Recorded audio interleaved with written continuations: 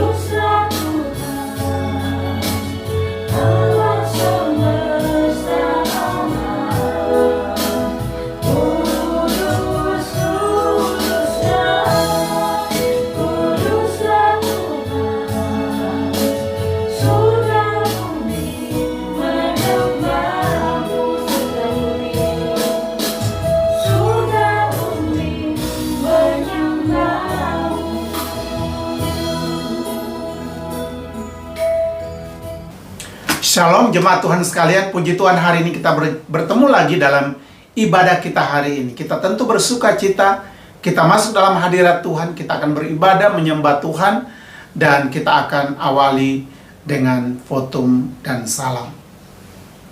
Ibadah pada saat ini, ibadah ini kami buka kiranya jadi dalam nama Bapa, Anak, dan Roh Kudus. Tuhan memberkati jemaat Tuhan sekalian. Amin. Jemaat Tuhan, mari kita membaca nas pembimbing dari Injil Matius 6 ayat yang ke-33. Injil Matius 6 ayat yang ke-33, saya akan bacakan. Tetapi carilah dahulu kerajaan Allah dan kebenarannya, maka semuanya itu akan ditambahkan kepadamu. Saudaraku yang kekasih, kalau kita boleh melihat kehidupan kita saat ini, tentu kita merasa khawatir di dalam menghadapi hari-hari hidup yang sangat tidak menentu ini. Apalagi dunia semakin tidak menentu, dunia semakin kacau. Tapi biarlah kita terus bersandar kepada Tuhan, karena segala perkara dapat ditanggung di dalamnya. Untuk itu mari kita mau memuji Tuhan. Kita mau katakan, ku tahu Allah turut bekerja.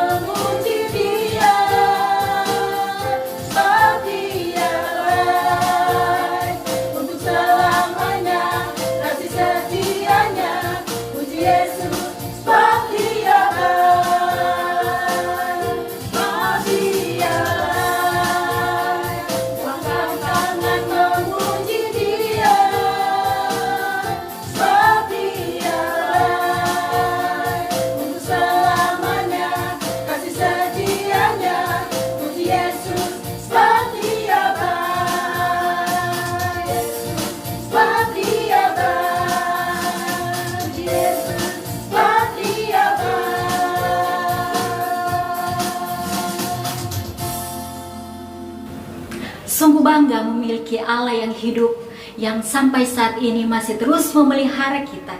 Untuk itu apapun persoalan kita, apapun kerinduan kita, mari kita datang kepada Tuhan. Kita serahkan semua kerinduan kita kepada Tuhan, karena hanya Dialah yang sanggup melakukan segala perkara. Mari kita lanjutkan pujian kita. Kita katakan, apa yang tak pernah dilihat mata.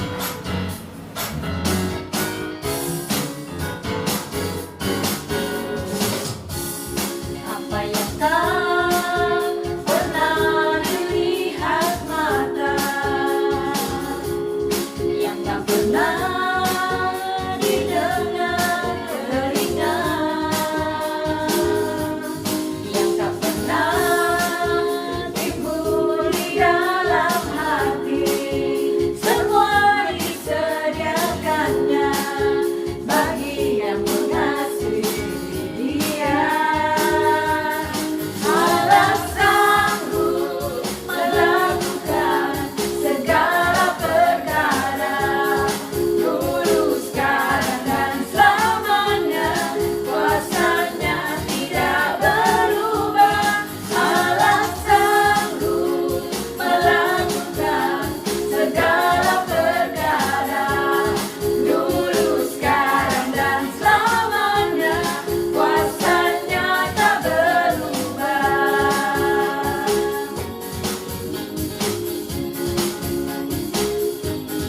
Apa yang tak pernah dilihat mata, dan tak pernah didengar telinga, dan tak pernah timbul di dalam hati, semua disediakannya bagi yang mengasihi Dia. Allah sanggup melakukan segala perkara, dulu, sekarang, dan selamanya. Kuasanya tidak berubah. Allah sanggup melakukan segala perkara, dulu, sekarang, dan selamanya. Kuasanya tak berubah.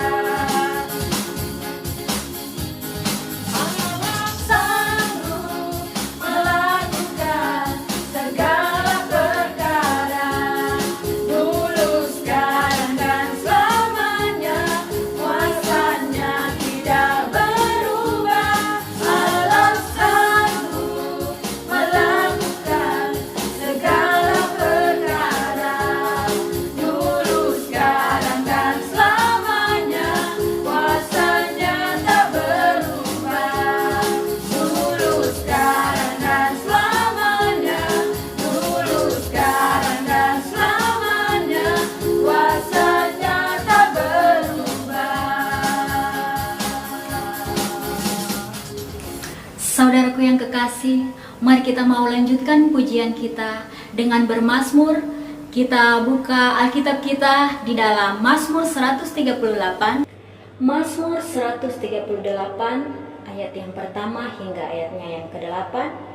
Nyanyian syukur atas pertolongan Tuhan. Dari Daud. Aku hendak bersyukur kepadamu dengan segenap hatiku.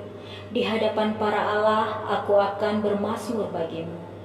Aku hendak sujud ke arah bait-Mu yang kudus dan memuji namamu, oleh karena kasih-Mu dan oleh karena setia-Mu. Sebab Kau buat namamu dan janji-Mu melebihi segala sesuatu. Pada hari aku berseru, Engkau pun menjawab aku. Engkau menambahkan kekuatan dalam jiwaku. Semua raja di bumi akan bersyukur kepadamu, ya Tuhan, sebab mereka mendengar janji dari mulut-Mu. Mereka akan menyanyi tentang jalan-jalan Tuhan, sebab besar kemuliaan Tuhan.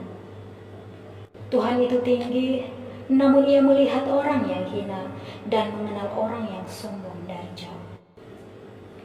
Jika aku berada dalam kesesakan, Engkau mempertahankan hidupku. Terhadap amarah musuhku, Engkau mengulurkan tangan-Mu, dan tangan kanan-Mu menyelamatkan aku. Tuhan akan menyelesaikannya bagiku. Ya Tuhan, kasih setiamu untuk selama-lamanya. Janganlah kau tinggalkan perbuatan tangan. Mari kita mau naikkan syukur kita. Kita mau datang menyembah kepada Tuhan. Karena hanya Dialah Allah yang patut kita sembah dan kita muliakan. Mari kita datang mau menyembah Dia. Kita angkat puji di hadapan hadirat-Mu ya. Ku datang dengan penuh kerinduan. Di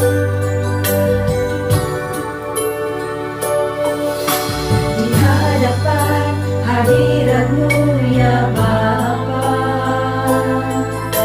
ku datang dengan penuh kerinduan. Di hadapan hadirat-Mu ya Bapa, segala keangkuhanku hilang.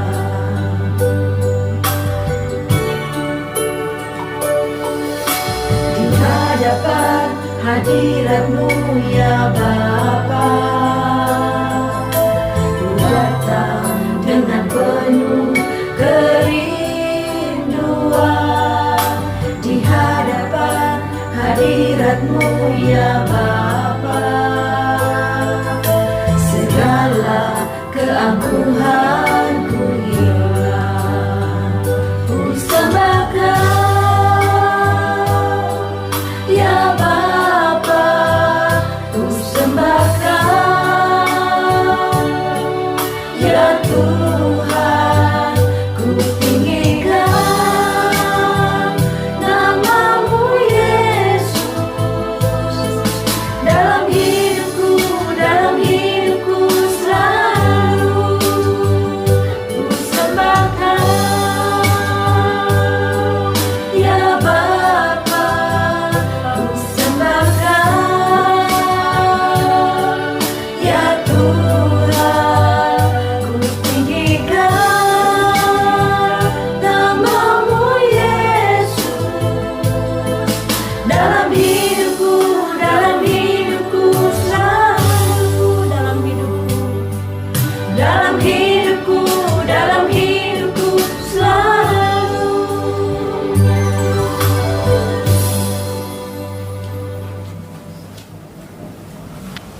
Shalom, puji Tuhan, kita kembali bertemu hari ini dalam ibadah yang khusus hari ini. Kita dikumpulkan lagi di sekitar firman Tuhan, dan kita akan mendengarkan firman Tuhan bersama-sama. Oleh karena itu, sebelum kita mendengarkan firman Tuhan, mari kita berdoa bersama. Kita berdoa. Bapa di dalam sorga, kami bersyukur untuk kesempatan yang ada ini. Kami dapat diberi waktu berada di sekitar firman Tuhan. Kami akan belajar dari satu bagian Alkitab. Berbicara kepada kami melalui bagian Alkitab ini. Kami mau mendengar suara Tuhan. Kami mau mendengar teguran Tuhan, bimbingan Tuhan, untuk membawa kami hidup mengasihi Tuhan. Berkati kami, pakailah hamba-Mu yang terbatas ini untuk menyampaikan kebenaran firman Tuhan. Kiranya Roh-Mu yang kudus bekerja di tengah-tengah kami, baik bagi hamba yang menyampaikan, dan juga bagi semua kami yang mendengar bagian firman Tuhan ini. Kiranya kami semua boleh menerima berkat dari Tuhan sendiri. Kami bersyukur, kami berdoa. Kiranya di dalam nama Yesus kami berdoa dan mengucap syukur. Amin. Saudara sekalian, firman Tuhan hari ini kita akan baca dengan dasar Alkitab di dalam kitab Amos. Kitab Amos pasal yang kelima, ayat yang keempat hingga ayat yang keenam. Kitab Amos pasal 5 ayat yang keempat hingga ayat yang keenam. Saya akan bacakan. Jalan yang menuju hidup. Sebab beginilah firman Tuhan kepada kaum Israel. Carilah aku, maka kamu akan hidup. Janganlah kamu mencari Betel, janganlah pergi ke Gilgal, dan janganlah menyeberang ke Berseba. Sebab Gilgal pasti masuk ke dalam pembuangan, dan Betel akan lenyap. Carilah Tuhan, maka kamu akan hidup, supaya jangan ia memasuki keturunan Yusuf bagaikan api yang memakannya habis dengan tidak ada yang memadamkan bagi Betel. Demikian firman Tuhan untuk kita. Berbahagialah kita semua yang mendengarkan firman Allah dan memelihara dalam hidup kita masing-masing. Terpujilah nama Tuhan kita, Yesus Kristus. Jemaat Tuhan, dari teks firman Tuhan yang baru saja kita baca, kita akan merenungkan di bawah tema berkat mencari Tuhan. Berkat mencari Tuhan. Berdasarkan tema ini kita akan merenungkan, khususnya dalam konteks ini, di mana hal mencari Tuhan, di dalam konteks ini bukan umat Tuhan telah kehilangan Tuhan sehingga perlu dicari, bukan. Tetapi oleh karena Tuhan, sebab Tuhan itu ada, ya. Kalau Tuhan, bukan Tuhan hilang sehingga mereka mencari, karena Tuhan itu tetap ada. Tetapi yang menjadi masalah di sini ialah bahwa karena umat Tuhan telah meninggalkan Tuhan, ya, mereka telah membelakangi Tuhan, dan mereka mengarahkan penyembahan mereka kepada ilah-ilah yang lain, kepada berhala-berhala yang lain. Mereka meninggalkan Tuhan yang hidup, ya. Itulah sebabnya kalau kita melihat hal mencari Tuhan di sini, mereka telah meninggalkan Allah yang telah memilih umatnya, memilih mereka. Khususnya pertama memilih Abram, lalu Yakub, Abram, kemudian Ishak, kemudian Yakub, lalu kemudian Israel sebagai umat pilihan.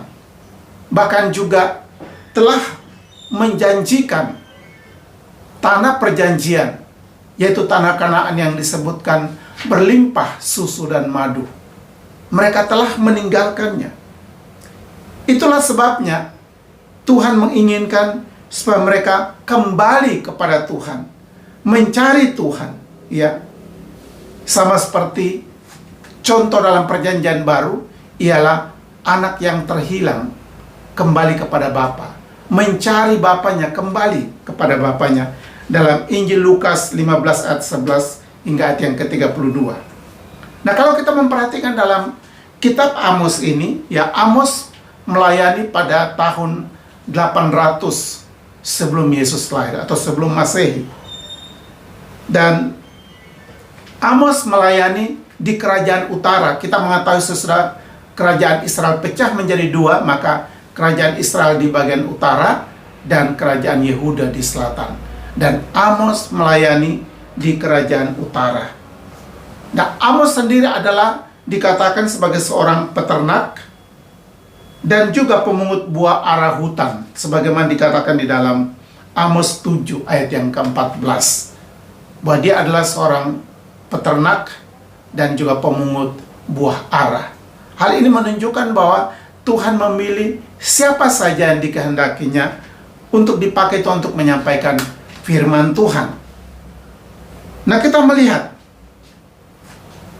berkaitan dengan bangsa Israel yang meninggalkan Tuhan. Di sini kita melihat bahwa Nabi Amos begitu berbeban kepada bangsanya. Itulah sebabnya kalau kita mengerti arti Amos, itulah terbeban atau memiliki beban, ya. Dan beban di sini adalah terhadap umat Israel yang sudah meninggalkan Tuhan.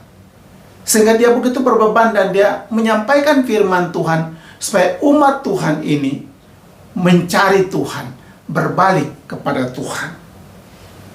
Nah, jemaat yang dikasih oleh Tuhan, di dalam bagian ini kita akan melihat tentang berkat mencari Tuhan sesuai dengan tema kita. Kita akan melihat beberapa pokok di sini. Yaitu pokok yang pertama kita akan renungkan ialah Mencari Tuhan adalah satu keharusan, ya. Mencari Tuhan adalah satu keharusan. Kita melihat di dalam ayat yang keempat dan ayat yang keenam dari pembacaan kita tadi. Kita melihat di situ dikatakan ayat yang keempat, kalimat yang kedua, yang terakhir dikatakan, carilah aku maka kamu akan hidup. Juga ayat yang keenam, kalimat pertama, carilah Tuhan maka kamu akan hidup. Ya. Kata yang dipakai di situ ialah kata carilah.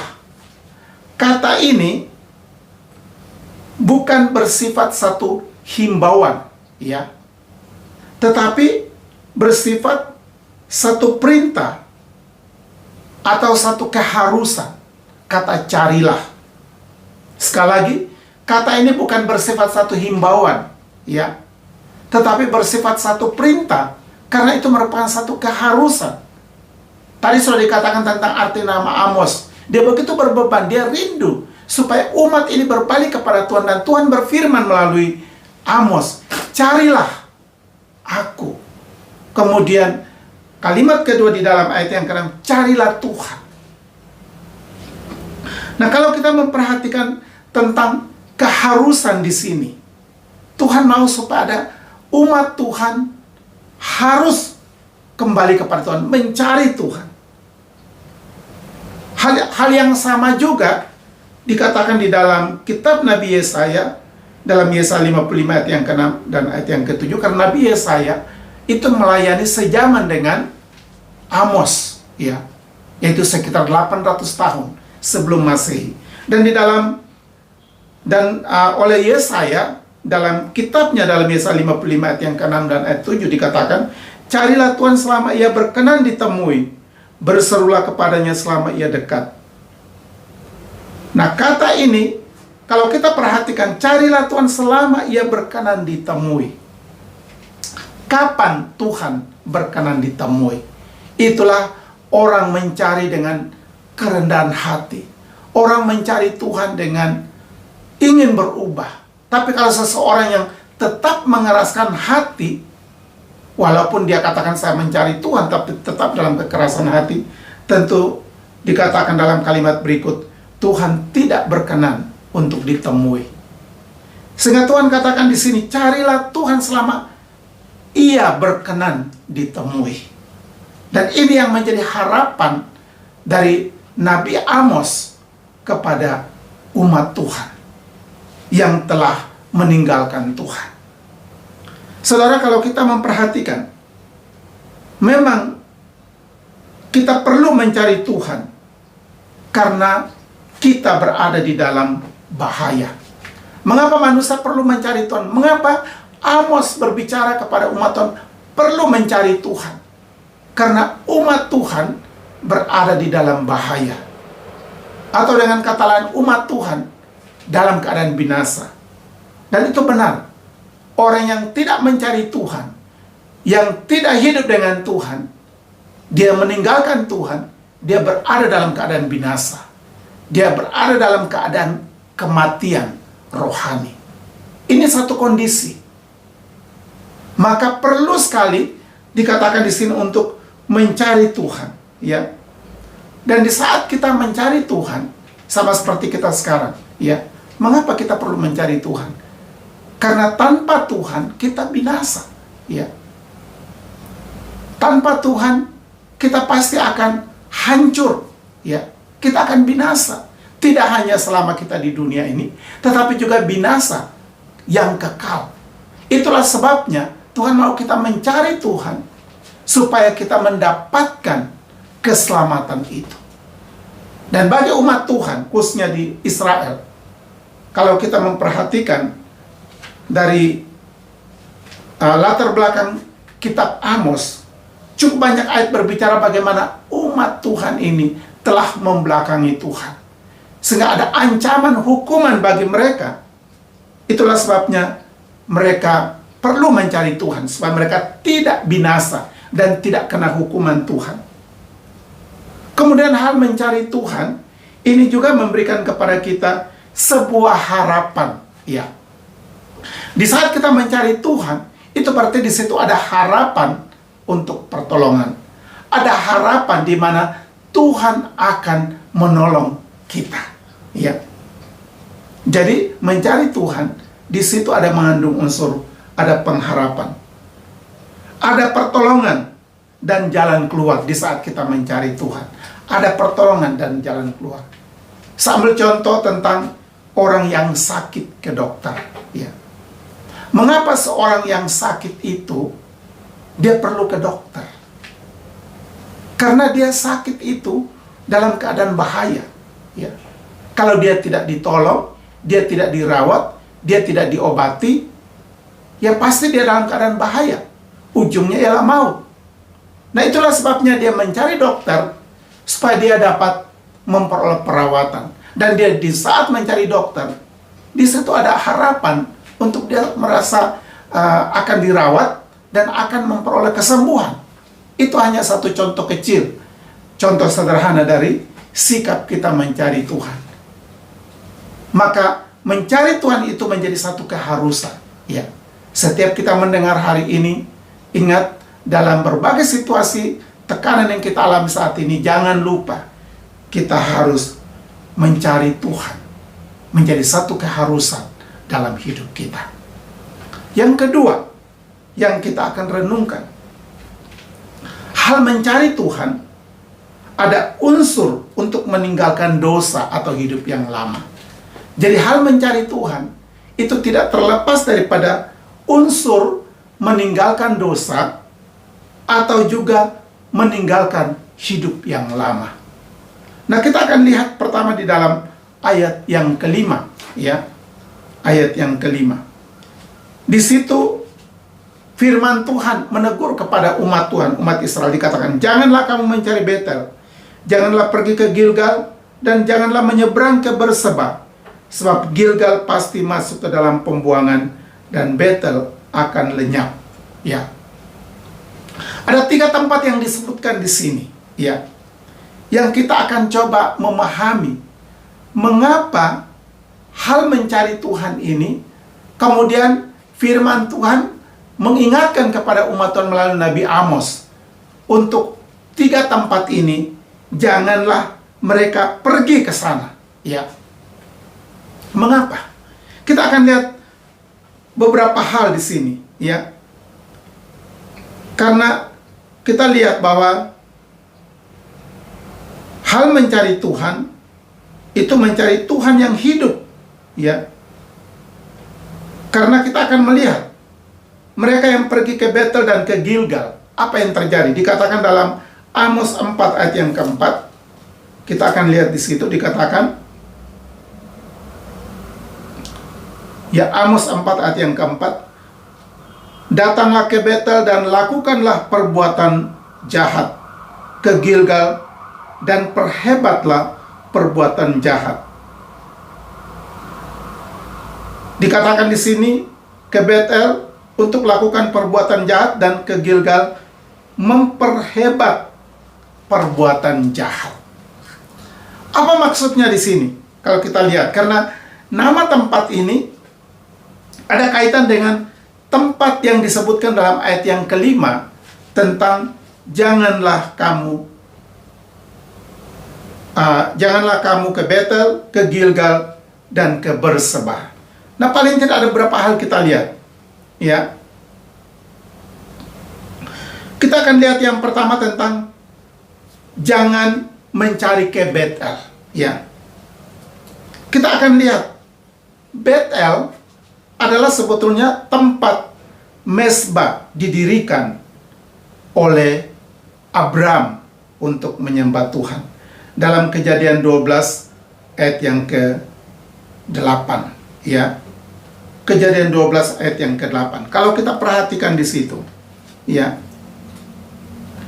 Dikatakan, kemudian ia pindah dari situ ke pegunungan di sebelah timur Betel. Ia memasang kemahnya dengan Betel di sebelah barat dan di Ai di sebelah timur. Lalu ia mendirikan di situ mezbah bagi Tuhan dan memanggil nama Tuhan. Saudara, memang Betel adalah tempat di mana Abram mendirikan mezbah. Lalu dia menyembah Tuhan, bertemu dengan Tuhan. Tapi bagaimana dengan kelanjutan daripada penggunaan Betel ini?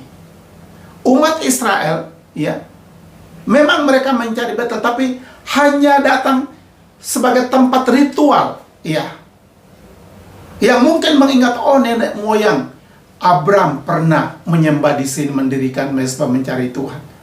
Tapi mereka hanya datang sebagai tempat untuk ritual, bahkan tidak dengan sungguh-sungguh menyembah Tuhan. Karena apa? Dikatakan mereka telah melakukan kejahatan, dan hal itu dikatakan di dalam Amos 5 ayat yang ke-7. Amos 5 ayat yang ke-7, di situ dikatakan lagi bahwa, hai kamu yang mengubah keadilan menjadi ipu dan yang menghempaskan kebenaran ke tanah. Ini berbicara tentang sikap umat Tuhan. Mereka datang di tempat ritual, tempat ibadahnya sebagai satu ritual, tetapi hidup mereka tetap membelakangi Tuhan, ya. Mereka datang ke tempat yang pernah dipakai untuk tempat beribadah, tapi secara ritual, ya. Tapi hati mereka membelakangi Tuhan. Dan kita akan melihat bagaimana kehidupan umat Tuhan pada zaman pelayanan Nabi Amos di kerajaan Israel bagian utara. Karena mereka telah hidup dalam kawin campuran, sehingga mereka tidak lagi datang menyembah di Yerusalem, tapi mereka mendirikan tempat penyembahan sendiri. Dan kepercayaannya sudah bercampur aduk dengan kepercayaan-kepercayaan tradisi di suku-suku yang ada di sekitar mereka. Ya. Itulah sebabnya dikatakan di sini mereka ke Betel. Betel itu artinya rumah Allah. Tetapi mereka hanya untuk ke sana, sedangkan isi penyembahan mereka bukan kepada Allah yang hidup, tetapi juga kepada berhala-berhala, ilah-ilah. Bahkan dikatakan di dalam ayat yang keempat dari Amos 4 tadi, malah untuk melakukan, ya, perbuatan jahat, dipakai istilah di situ. Jadi datang ke Betel bukan beribadah, tetapi melakukan perbuatan jahat. Itulah sebabnya dikatakan di sini jangan ke Betel, ya. Yang berikut ialah tentang jangan mencari di Gilgal, ya. Kata Gilgal dipakai. Nah, apa yang kita mengerti tentang Gilgal ini? Gilgal ini mempunyai sejarah yang sangat istimewa. Gilgal adalah tempat di mana umat Israel menyeberang dari tepi barat, dari tepi timur Yordan, memasuki wilayah tanah Kanaan, tanah perjanjian. Itu kalau kita membaca di dalam Yosua pasal 4 ayat yang ke-19, juga Yosua pasal 4 ayat yang ke-20, Yosua pasal 5 ayat yang ke-9. Ada berapa hal disebutkan di situ, ya. Kalau kita lihat dalam Yosua 4 ayat yang ke-19, Yosua 4 ayat yang ke-19 dikatakan, bangsa itu telah keluar dari sungai Yordan, dan tanggal 10 bulan pertama, dan mereka berkemah di Gilgal, di batas timur Yeriko. Gilgal adalah tempat penyeberangan, ya, tempat yang bersejarah, tempat di mana sungai Yordan terputus, karena umat Israel dan tabut perjanjian akan melewati sungai Yordan, ya, dan air terputus. Peristiwa dahsyat terjadi, ya. Umat Tuhan, mereka yang tidak menyaksikan tentang terbelahnya Laut Merah akibat Musa dengan umat Israel yang keluar dari Mesir menyeberang, mereka yang lahir di jalan juga menyaksikan perbuatan Tuhan yang sama. Itulah mereka menyaksikan bagaimana sungai Yordan terbelah dan mereka bisa menyeberang. Satu tempat yang mungkin kalau kita pakai istilah sekarang, tempat jadi keramat, ya, karena terjadi peristiwa dahsyat di situ. Bahkan juga Gilgal juga disebutkan dalam Yosua 4 ayat yang ke-20. Yosua 4 ayat yang ke-20 dalam ayat selanjutnya, ke-12 batu yang diambil dari sungai Yordan itu ditegakkan oleh Yosua di Gilgal. Ya, kalau kita lihat kisah penyeberangan, Yosua menyuruh untuk 12 orang mengambil 12 batu dari tengah-tengah sungai Yordan yang kering itu, lalu dibawa ke sebelah barat, yaitu ke tanah perjanjian, lalu di situ didirikan untuk menjadi batu peringatan, ya, untuk mengingat akan peristiwa mujizat yang Tuhan buat. Kemudian kita juga melihat dalam Yosua 5 ayat yang ke-9 juga dikatakan di situ tentang kata Gilgal ini. Dan berfirmanlah Tuhan kepada Yosua, hari ini telah kuhapuskan celah Mesir itu daripadamu. Itulah sebabnya nama tempat itu disebut Gilgal sampai sekarang. Gilgal menjadi tempat penentuan di mana celah Mesir terhapus pada waktu mereka menyeberang sungai Yordan. Jadi kita melihat di sini tempat yang luar biasa. Tetapi mengapa dikatakan di sini umat Israel jangan pergi ke Gilgal? Karena apa? Mereka hanya pergi ke sana untuk membuat ritual-ritual mengingat, tapi bukan lagi dalam arah penyembahan kepada Tuhan, mencari Tuhan.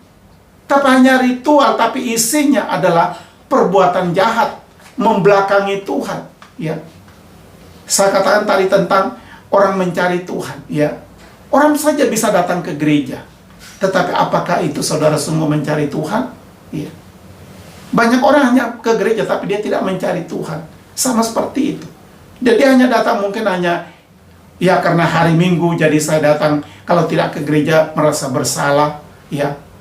Atau datang hanya ingin sekedar bertemu teman, atau datang hanya ingin sekedar ikut-ikutan, tapi hatinya tidak sungguh-sungguh mencari Tuhan. Itulah sebabnya Tuhan katakan di sini, mengapa jangan ke Gilgal? Karena tempat yang memang pernah punya sejarah. Bahkan terakhir tadi katakan tempat di mana aib Mesir, ya, dihapus. Tetapi umat yang datang di situ bukan sungguh-sungguh mencari Tuhan. Mereka hanya melakukan ritual-ritual kepada penyembahan-penyembahan tertentu, tapi tidak sungguh kepada Tuhan, tidak sungguh mencari Tuhan. Mereka hanya mengingat peristiwa hebat masa lalu di mana Tuhan berbuat terhadap umat Tuhan. Tapi mereka yang sebagai generasi belakangan tidak lagi sungguh-sungguh untuk hidup mencari Tuhan. Itulah sebabnya dikatakan jangan pergi ke Gilgal. Yang ketiga, ialah dikatakan lagi di sini supaya jangan ke Bersebah, ya. Nah, ini pun menarik. Mengapa Bersebah disebutkan di sini? Bersebah adalah tempat di mana Abram tinggal, ya. Abram sesudah mendapatkan anak, mendapatkan perjanjian bahwa keturunannya, dia akan memperoleh keturunan dan Tuhan memberikan kepadanya. Kemudian setelah Tuhan juga menguji imannya dengan meminta Ishak untuk dipersembahkan, dan dia telah melakukan korban itu, dan Tuhan menggantikan dengan domba. Maka dikatakan dia kembali dan tinggal di Bersebah, ya. Dalam Kejadian pasal 22 ayat yang ke-19. Kejadian pasal 22 ayat yang ke-19. Kalau kita memperhatikan di situ. Kemudian kembalilah Abraham kepada kedua bujangnya, dan mereka bersama-sama berangkat ke Bersebah, dan Abraham tinggal di Bersebah. Jadi sebetulnya ini tempat-tempat yang bersejarah, yang dimana orang kunjungi di sana mengingat bagaimana Tuhan bekerja, mengingat di mana Tuhan melakukan perkara besar.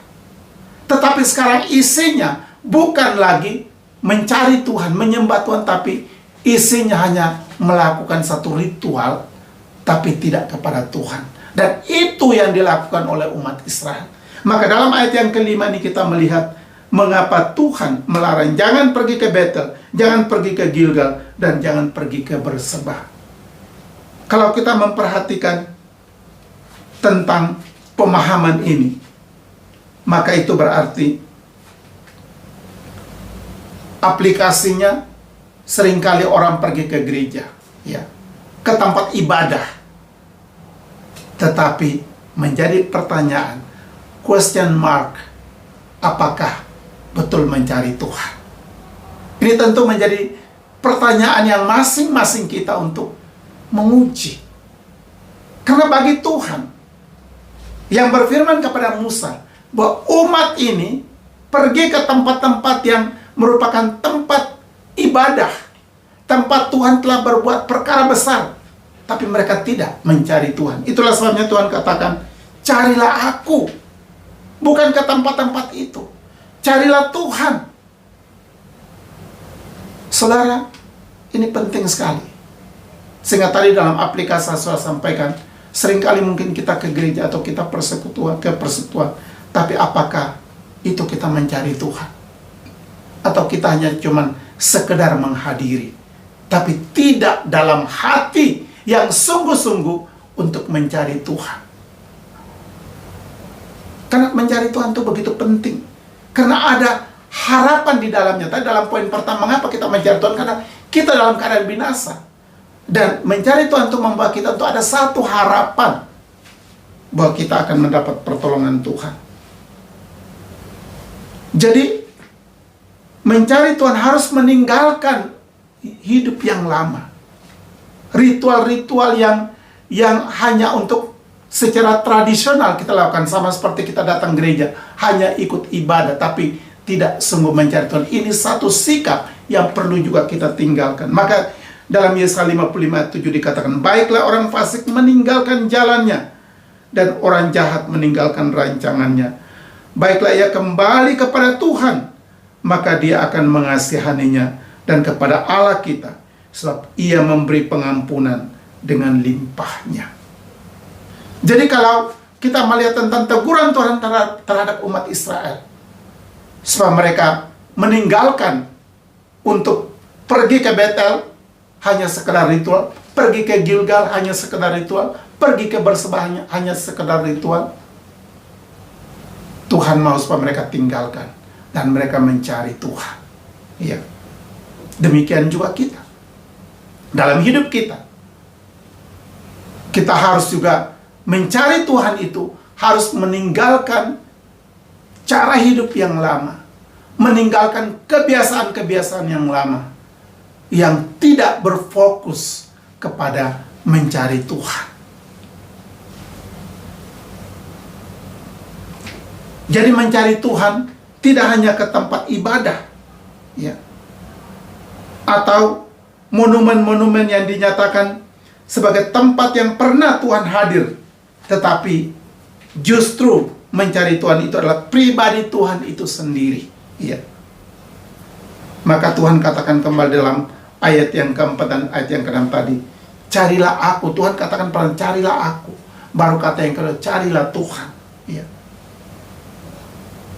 Jadi di sini kita mengerti bahwa orang yang datang ke gereja belum tentu orang itu mencari Tuhan, ya. Ya. Ini harus kita renungkan betul.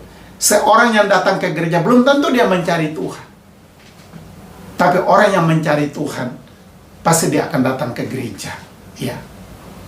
Sekali lagi, orang yang datang ke gereja belum tentu dia mencari Tuhan. Tapi orang yang mencari Tuhan, dia pasti akan selalu ke gereja. Jadi mencari Tuhan menjadi nomor satu, bukan ke gereja nomor satu. Karena orang mencari Tuhan pasti dia akan ke gereja. Poin yang ketiga, berkat mencari Tuhan, ya. Apa berkat mencari Tuhan? Kalau kita mencari Tuhan, apa berkat? Tadi kalimat yang kita baca tadi sudah begitu jelas disampaikan, ya. Ada satu kata yang dipakai adalah carilah maka kamu akan hidup. Kata hidup dipakai di situ dalam ayat yang keempat dan ayat yang keenam. Di saat orang mencari Tuhan, maka dikatakan dia akan hidup, ya. Bagi umat Israel yang meninggalkan Tuhan, sebenarnya mereka telah mati, ya.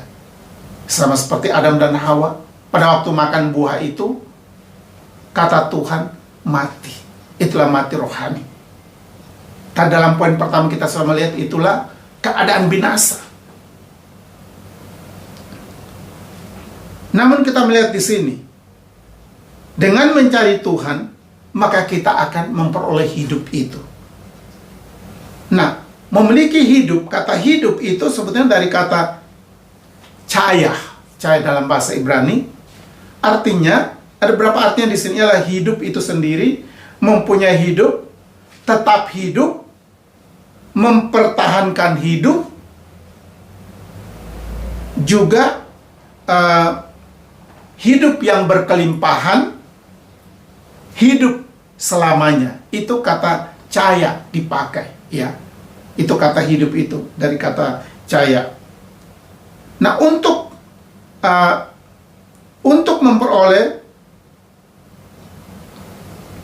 memperolehnya, sebab untuk memperoleh hidup itu ialah perlu ada pertobatan dan juga pembentukan kembali yang disebut pembaharuan. Jadi saat kita dihidupkan kembali, ya, karena kita mencari Tuhan, maka berkat pertama kita mendapat hidup ialah bahwa kita akan memperoleh hidup itu sendiri dengan caranya mengalami pertobatan. Di saat kita bertobat itu kita direform, ya, dibentuk kembali, ya, diciptakan ulang, ya. Itulah gambaran sama seperti penjunan, ya. Kemudian juga tentang bagaimana penjunan itu membentuk kembali bejana yang rusak itu, dibentuk baru menjadi bejana yang baru. Nah, itulah hidup kita. Di saat kita berdosa, itu hidup kita hancur, hidup kita rusak. Tapi di saat kita datang kepada Tuhan, mencari Tuhan, kita bertobat, maka Tuhan membentuk kita, mereform kita menjadi ciptaan yang baru, yang menjadi berguna. Dan ini yang Tuhan inginkan dari umat Israel. Jadi berkat pertama ialah bahwa kita memperoleh hidup. Hidup itulah hidup yang baru, hidup yang dibentuk dengan tangan Tuhan sendiri, menjadi ciptaan yang baru, yang berkenan kepada Tuhan, ya. Berkat yang kedua yang kita akan lihat ialah kita akan menerima pengampunan dengan limpah. Dalam Yesaya 55 ayat yang ke-7 tadi, itu dalam kalimat terakhir, di situ dikatakan, ya, Yesaya 55 ayat 7, kalimat terakhir dikatakan, sebab ia memberi pengampunan dengan limpahnya, ya. Nah, saudara, ini penting sekali. Pengampunan Tuhan terhadap kita itu pengampunan Tuhan yang limpah. Artinya yang tidak terbatas. Di saat dia mengampuni itu, semuanya dia ampuni, dia lunasi, dia tidak tinggalkan sisa. Dia tidak membuat pas akan dosa kita dengan pengampunan yang dia berikan. Tapi pengampunan itu melebihi dari dosa kita, ya.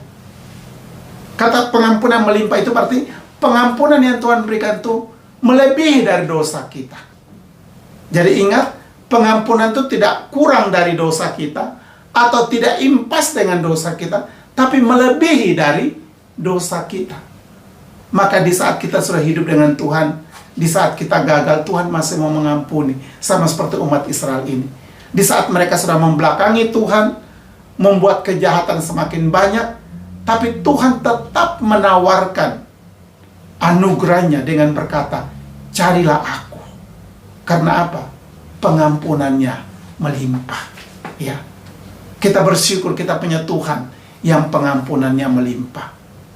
Sehingga di saat kita jatuh dalam dosa, kita mungkin berulang-ulang jatuh dalam dosa, tetap pengampunan Tuhan berlaku. Asal kita kembali kepada Tuhan, asal kita mohon ampun kepada Tuhan, Dia akan kembali mengampuni kita, karena pengampunannya melimpah. Saya bersyukur bahwa kita punya Tuhan yang limpah dalam pengampunan. Dan pengampunan melimpah itu juga mempunyai arti bahwa Dia tidak hitung-hitung akan besarnya pelanggaran kita. Ya. Dia tidak hitung-hitung akan masa lalu kita. Tapi dia memberikan pengampunan. Oleh karena kita mencari Tuhan. Kita datang kepada Tuhan. Ya. Kita membuka hati kepada Tuhan. Berkat yang terakhir. Itulah orang yang mencari Tuhan. Semuanya akan ditambahkan kepadanya. Sesuai dengan nas pembimbing kita. Matius 6 ayat yang ke-33. Carilah dahulu kerajaan Allah dan kebenarannya, maka semuanya itu akan ditambahkan kepadamu. Jadi orang yang mencari Tuhan, dikatakan semuanya akan ditambahkan kepadanya.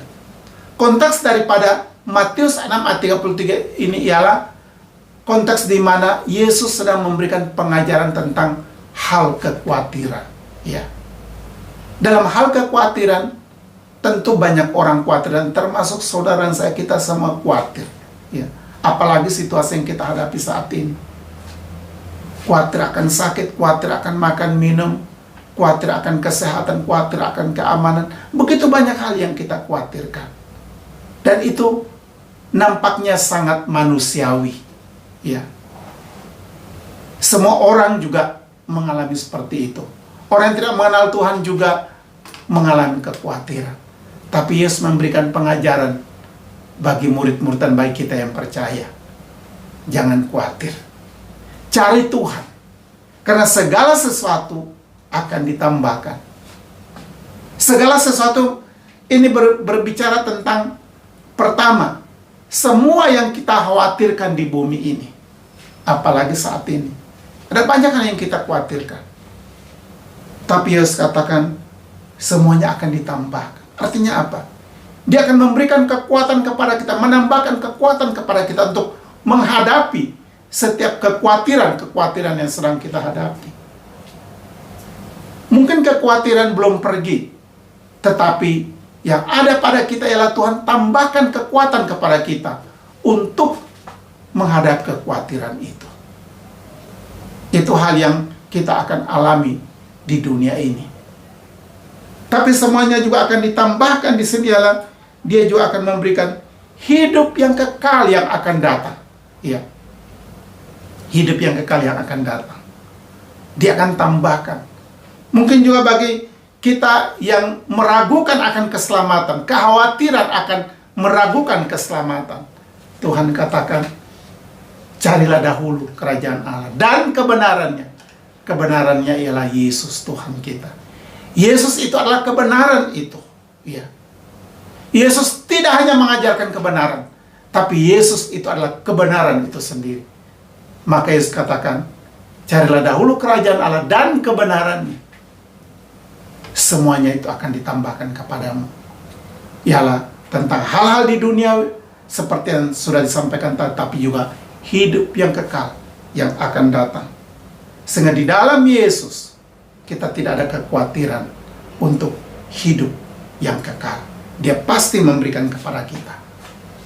Kesimpulan untuk kita hari ini. Dalam situasi yang menghimpit kehidupan kita saat ini, dengan berbagai tekanan dan kesulitan, tidak ada cara lain yang tepat, yang harus kita lakukan kecuali mencari Tuhan. Oleh karena di dalam Dia, di dalam Tuhan telah tersedia segala sesuatu yang kita butuhkan. Kiranya Tuhan memberkati. Mari kita berdoa. Bapa di dalam sorga, kami berterima kasih untuk firman-Mu. Firman Tuhan melalui Nabi Amos kepada umat Israel. Dan firman yang sama untuk kami saat ini. Pertama, kami mohon ampun kalau ada dosa dan kesalahan. Kelihatannya kami beribadah, tapi masih jauh dari mencari Tuhan. Masih memiliki konsep yang keliru hal mencari Tuhan. Mungkin kami hanya melakukan satu ritual ibadah, sepertinya mencari Tuhan, beribadah kepada Tuhan, tapi intinya adalah mengingkari akan ibadah itu sendiri ataupun sikap mencari Tuhan. Ampuni kami Bapa. Kami mau belajar dari firman Tuhan. Berkati kami supaya kami diperbaharui lagi melalui pengajaran firman Tuhan ini. Supaya berkat mencari Tuhan, kami pun peroleh dalam kehidupan kami. Berkati firman-Mu di dalam nama Tuhan Yesus. Kami berdoa dan mengucap syukur. Amin. Puji Tuhan, kita sudah dilawat lagi dengan firman Tuhan. Biarlah hari-hari hidup kita terus diterangi oleh firman Tuhan. Untuk itu, mari kita mau responi firman Tuhan kita saat ini dengan memberikan ucapan syukur bagi Tuhan lewat persembahan. Sambil memberikan persembahan, kita angkat pujian. Dan pujian ini sekaligus menutup ibadah kita pada saat ini. Biarlah hari-hari hidup kita yang kita lewati, suka duka, kita terus ada berjalan dengan Tuhan. Karena Tuhanlah yang menjadi penopang hidup kita tiap-tiap hari. Mari saudaraku, kita angkat pujian. Setiap janji-Mu Tuhan, kusimpan di dalam hatiku.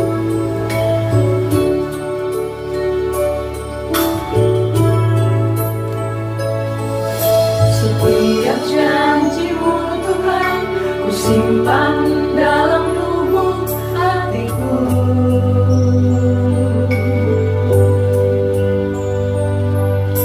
Lewati setiap masalah dan tetes air mata dalam hidup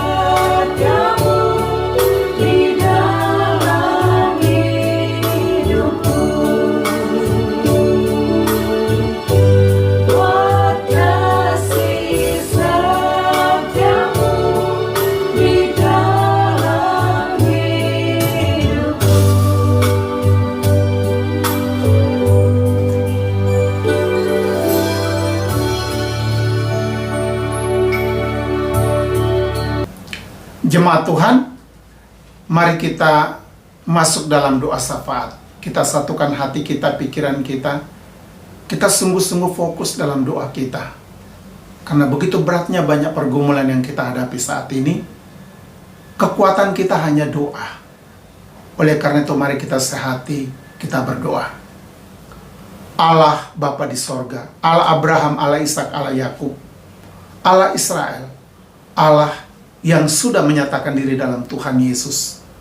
Hari ini kami datang lagi di hadirat-Mu, membawa doa-doa syafaat kami kepada Tuhan. Pertama kami mau bersyukur untuk pemeliharaan Tuhan untuk kami sampai hari ini. Kami bersyukur untuk firman-Mu yang sudah mengajar kami supaya kami mencari Tuhan. Walaupun di tengah-tengah berbagai hambatan. Kuatkan kami, meteraikan firman Tuhan bagi kami. Dan juga kami mau berdoa untuk kekuatan Tuhan berikan, kesehatan Tuhan berikan untuk kami sampai hari ini. Terima kasih Bapa. Kami sekarang berdoa untuk pekerjaan Tuhan melalui misi YPP keluarga Pak Karol, Singarimbun dan Ibu yang ada di Hong Kong. Kami doakan Tuhan berkati pelayanan mereka. Dengan gereja Peace Evangelical Church, kami berdoa supaya Tuhan memberkati pelayanan mereka. Kerjasama dengan gereja lokal, kebutuhan pelayanan dan juga usaha PI, kami doakan supaya melalui pelayanan mereka banyak jiwa yang dimenangkan. Kami juga berdoa untuk provinsi Bangka Belitung, satu provinsi yang ada di wilayah Sumatera. Kami doakan supaya Tuhan memberkati wilayah ini. Gereja-gereja Tuhan yang ada di sana, hamba-hamba Tuhan yang melayani, kami doakan Tuhan berkati mereka. Supaya melalui gereja Tuhan di sana, terang Kristus bersinar, sehingga lebih banyak orang-orang yang ada di sana, baik orang Bangka ataupun Belitung, untuk datang mengenal dan percaya kepada Yesus. Terima kasih Bapak. Kami sekarang sehati berdoa untuk Indonesia, bangsa kami, yang dalam keadaan yang parah menghadapi penyakit COVID ini Tuhan. Begitu banyak orang terpapar, baik mereka ada di rumah sakit atau di isoman saat ini, ataupun di tempat-tempat penampungan. Mereka sedang menjerit, mereka sedang bergumul, mereka sedang pakai oksigen, nafas mereka tinggal satu-satu. Kami berdoa, Tuhan tolong keluarga-keluarga yang juga memiliki keluarga yang sakit, ketakutan, kegelisahan, kekhawatiran. Begitu banyak hal yang terjadi yang menakutkan dan mengerikan secara manusia. Kami mohon supaya Tuhan hadir, Tuhan berkati. Jamalah mereka-mereka yang sakit. Ulurkan tangan-Mu Tuhan. Sembuhkan mereka dengan cara-Mu. Angkat setiap sakit penyakit mereka. Kami doakan untuk pemerintah kami dengan giat-giatnya berusaha untuk bagaimana supaya dapat mengurangi akan penyebaran COVID ini. Sehingga beri supaya masyarakat juga diberikan ketaatan, kedisiplinan, mengikuti prokes, sehingga dengan demikian maka penyakit ini dapat diredakan Tuhan. Kami doakan untuk kebutuhan-kebutuhan di dalam menangani ini, baik untuk oksigen ataupun obat-obat ataupun alat-alat ventilator dan berbagai alat yang lain. Bahkan juga tenaga medis yang juga tidak mencukupi oleh karena begitu banyaknya yang sakit, baik tenaga dokter, tenaga perawat dan tenaga medis, bahkan semua yang lain. Kami berdoa Tuhan tolong supaya Tuhan ikut campur tangan akan situasi ini. Kami juga berdoa supaya Tuhan berkati baik di Jawa, di Bali ataupun daerah-daerah di mana COVID ini juga sedang berkembang. Bahkan flu batuk yang melanda di berbagai tempat, keluarga-keluarga kami juga dapat mengalami. Kami mohon dalam nama Yesus, Tuhan tolong, Tuhan jamah, sehingga keluarga-keluarga juga dijamah oleh Tuhan.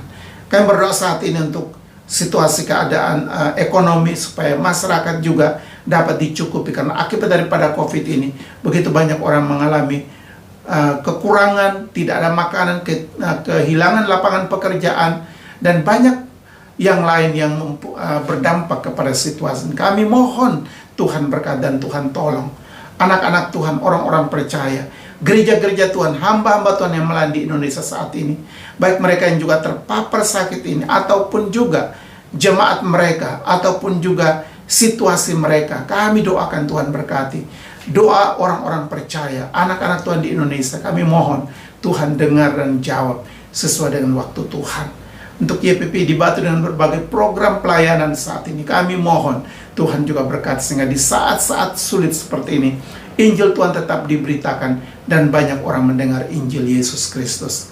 Kami doakan juga untuk negara-negara lain yang juga mengalami yang sama, baik untuk Myanmar, juga untuk India, baik untuk juga Jepang, untuk Taiwan, Malaysia, bahkan juga negara-negara lain di Amerika Latin, juga di Amerika sendiri, bahkan juga di Eropa. Kami doakan juga untuk akibat daripada musibah yang terjadi di Eropa. Kami juga doakan mereka yang korban kehilangan anggota keluarga. Kami berdoa, Tuhan tolong, Tuhan memberkati mereka semua, sehingga mereka pun juga dapat tertolong. Kami doakan kalaupun ada dosa sehingga terjadi hal, Tuhan ampuni akan mereka-mereka yang melakukan kejahatan-kejahatan.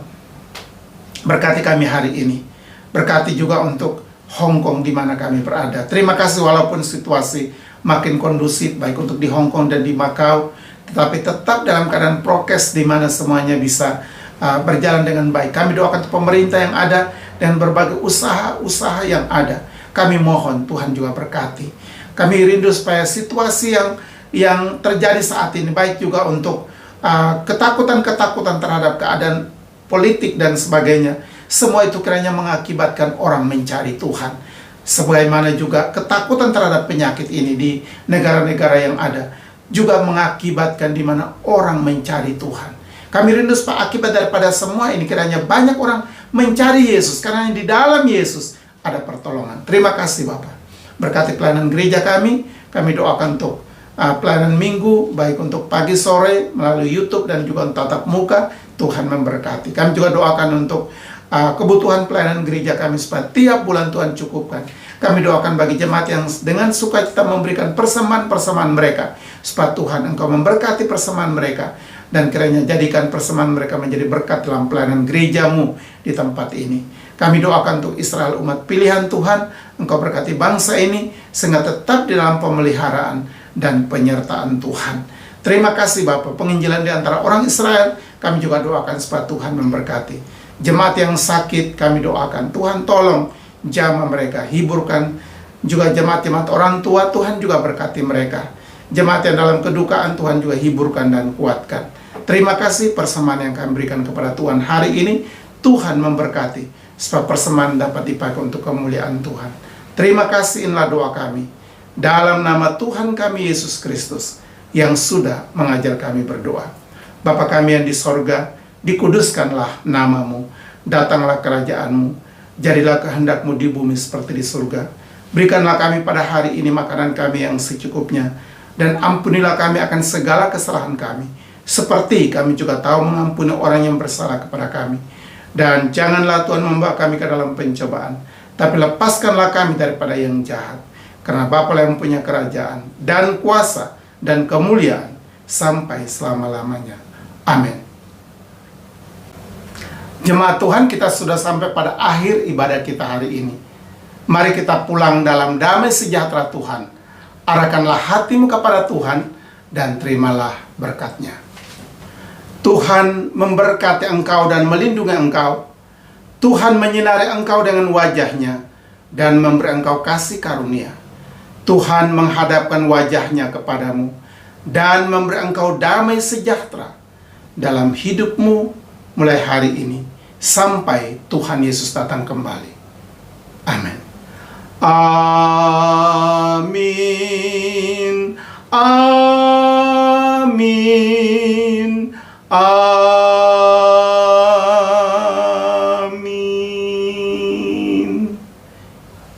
Kita masuk dalam saat teduh. Amin. Jemaat Tuhan, akhirnya atas nama GMKIH kami mengucapkan selamat hari Minggu. Kiranya Tuhan memberkati kita semua dan kita akan jumpa lagi pada minggu yang akan datang. Kiranya Tuhan berkati. Shalom.